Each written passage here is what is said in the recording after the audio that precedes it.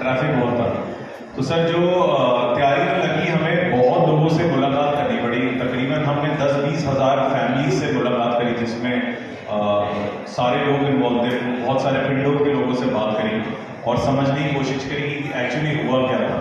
फिर बहुत सारी न्यूज़ कटिंग, फिर बहुत सारे न्यूज़पेपर्स के ऑफिस जाके वो सब इकट्ठा करना मटेरियल और उस पर रिसर्च वर्क करना, और फिर उसका ध्यान रखना कि किसी भी रिलीजन के सेंटिमेंट्स को हर्ट ना हो। क्योंकि एज अ मेरी जो माँ है वो सरदारनी है, गुरप्रीत कौर उनका नाम है। तो अगर कोई भी ऐसी चीज़ हो जाती जिससे मेरे से चूक हो जाती, सबसे पहले घर में चिंता पड़ने थे, तो उसका ध्यान रखना पड़ा मेरे को।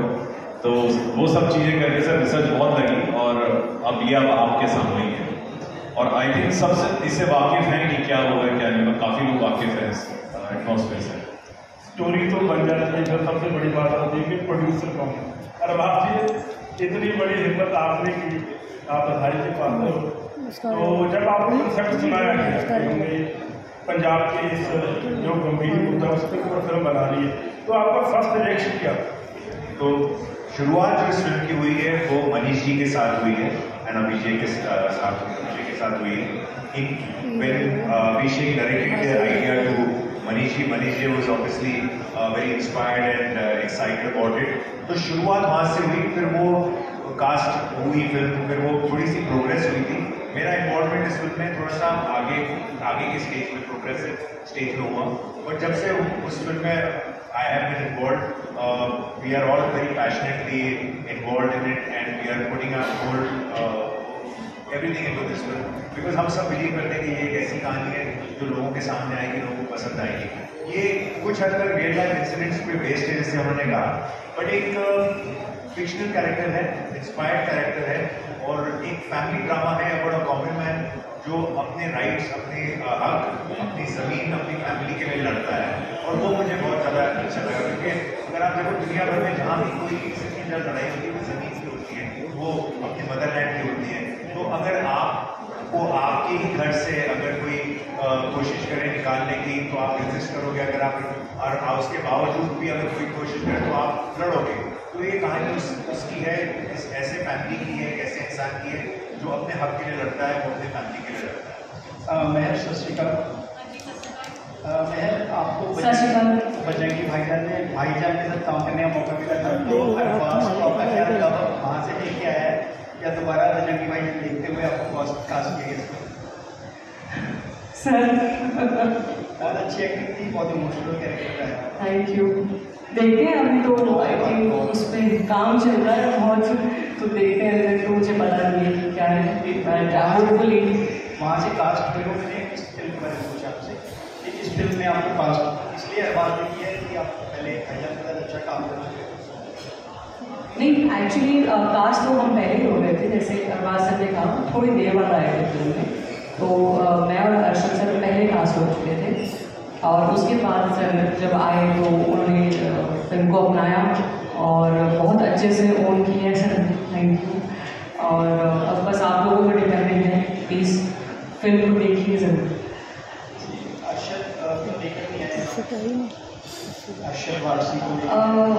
हाँ, वो एक्चुअली किसी वजह से नहीं आ पाए, थोड़ी उनका कुछ बहुत इम्पोर्टेंट कमिटमेंट थी, तो हम उनको लेके नहीं आ पाए, बट हम लेके आएंगे, जल्दी आएंगे वहाँ पर।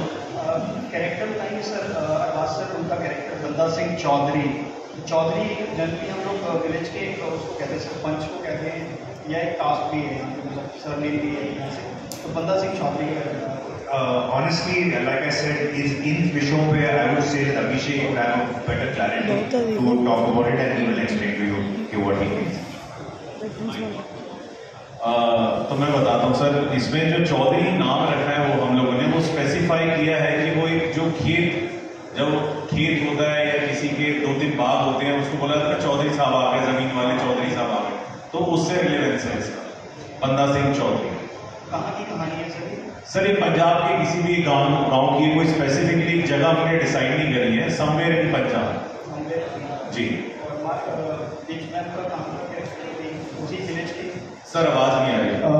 महर का कैरेक्टर जो है वो उसी गांव की एक लड़की है? जी, वो एक सरदारनी सिकनी लड़की है जो पंजाब से बिलोंग करती है, और जो बंदा बल्ला सिंह चौधरी जो उसको प्यार होता है उससे, और फिर बाद में शादी होती है और बच्चा होता है, फिर सामने क्या क्या डिफिकल्टीज आती हैं और सब मिलके उसके अगेंस्ट खड़े होते हैं, फाइट करते हैं।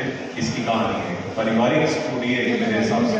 आपके हाथ में जो ये रोजा है ये सलमान नहीं सर, बिल्कुल नहीं। मेरे फादर का है, वो 15-16 साल से कुछ पहन रहे हैं और मैंने उनकी निशानी के तौर पे अपने आप को बनाया है, क्योंकि लास्ट ईयर उनकी तबीयत काफ़ी ख़राब हो गई थी, तो मुझे लगा था कि कुछ ऐसी चीज़ उनसे मैं लेके रखूँ जो पूरी ज़िंदगी में मेरे साथ रहे। तो मैंने उनका ब्रेसलेट उतार लिया, बट वो अभी जिंदा है, अच्छे हैं, सेहतमंद हैं। अभिषेक जी, आप इससे पहले डिफरेंट कंसेप्ट पे काम कर चुके, चाहे वो फुल्लू की बात करूं मैं, सरोज का रिश्ता या पटियाला ड्रीम्स, तो इसकी बात करें तो इंटरेस्टिंग फैक्टर यूएसपी हाईलाइट क्या रहेगा? एक डिफरेंट कंसेप्ट है, पंजाब का कंसेप्ट है। मैं इसमें जो सबसे जैसा आपने अगर फुल्लू का नाम लिया, आपने फुल्लू देखी होगी, तो वो भी बहुत कुछ कहती है कहानी, जो मैंने पहली कहानी बनाई है। तो मेरी कोशिश हमेशा यही रहती है कि कुछ ऐसी एक बात कही जाए जो किसी ने किसी उसके ऊपर बात ना करी है। जब वो कहानी है कि वो भी टैबू ब्रेक करती है, आज ये कहानी लेके आ रहे हैं, तो होपफुली शायद हमने ऐसा देखा नहीं है कभी कि ये कहानी बाहर आती हुई नहीं, पता सबको बट किसी ने बनाई नहीं। तो मुझे ऐसा लगता है जो कहना चाहते हैं इसमें ज़्यादा हम कुछ कहना नहीं चाहते, बट जो भी फिल्म देखेगा उसको हिम्मत मिलेगी, करेज मिलेगी और ताकत मिलेगी आगे बढ़ने की। चाहे वो रोज़मर्रा की ज़िंदगी हो, चाहे वो कोई फाइट हो, चाहे वो पारिवारिक लफड़े हो, चाहे वो बाहर से कोई दिक्कत जो सामना करता है इंसान उसकी हो, तो एक करेज मिलेगी। करेज की कहानी एज अ एडी जब शुरुआत करता है कोई भी, बॉलीवुड के मोस्टली जो एक्टर्स और डायरेक्टर एज अ एडी शुरुआत करते हैं, आपने भी एज अ एडी की थी पटियाला ड्रीम्स, तो वो कितना स्कोप बेस्ट ऑप्शन है वो इंडस्ट्री में स्टार्टअप के लिए अगर बात करें तो एज अ डायरेक्टर? थोड़ी ऊपर वाले का कारण रहा है, जो पटियाला ड्रीम्स का नाम ले रहे हो, मैंने 23 साल की उम्र में डायरेक्ट करी थी, मेरी पहली पंजाबी पिक्चर। और उससे पहले मैंने एक अशोक गायकवाड़ जी थे, उनको मैंने असिस्ट किया है 2-3 साल। तो उसके बाद मेरी पहली पिक्चर पंजाबी फिल्म थी, फिर उसके बाद फुल्लू थी, फिर सरोज का रिश्ता, फिर अभी ये है आपके सामने। Abhishek ji, why do we have Arshad Varsi in the title role?